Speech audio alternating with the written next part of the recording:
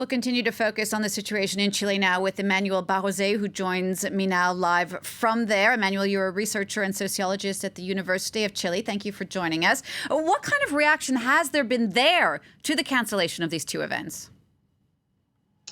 Well, many reactions. The first one is that the APEC cancellation is not such a problem because the elite, the international political elite that was going to come to Santiago represents inequality in some way.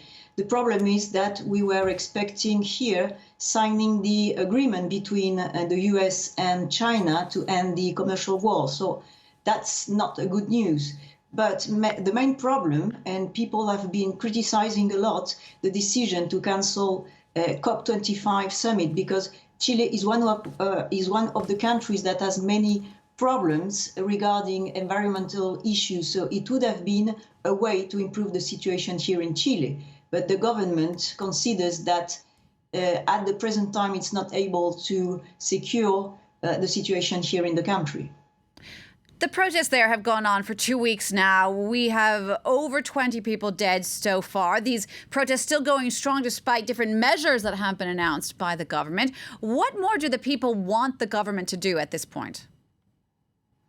Well, the demands are many, and maybe that's one of the problems. The pressure has been accumulated during years. So some people want some new measures immediately regarding pensions, regarding minimum income, health, education.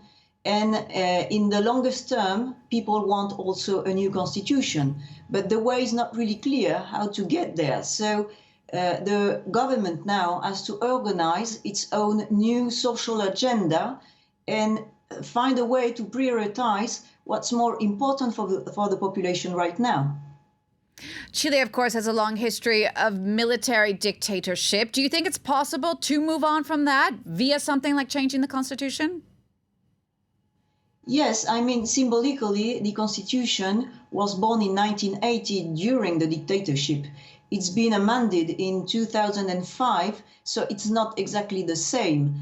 But no constitution in the history of Chile has been decided outside of the elite. So part of the social and popular movement now is asking to be part of that debate.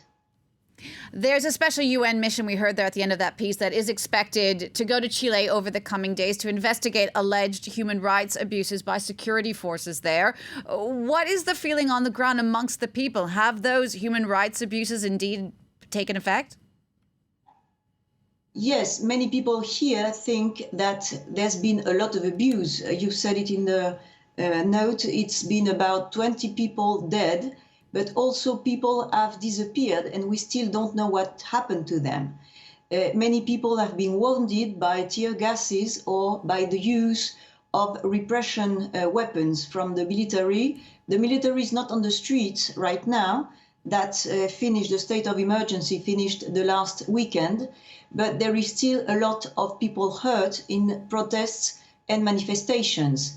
And we are expecting this international commission, but the National Commission for Human Rights here is also working also with many of the responsibles for taking care of human rights in Chile. So the process has already begun in Chile. Just to wrap up, Emmanuel, the president has said that he's canceling these two major summits because he wants to put the interests of Chileans first. Do you think he's truly sincere? Will he make the changes that the people want? Well, we still don't know at this point. There's been a reshuffling of the government, but only new 8 ministers entered the cabinet. They are younger and more liberal.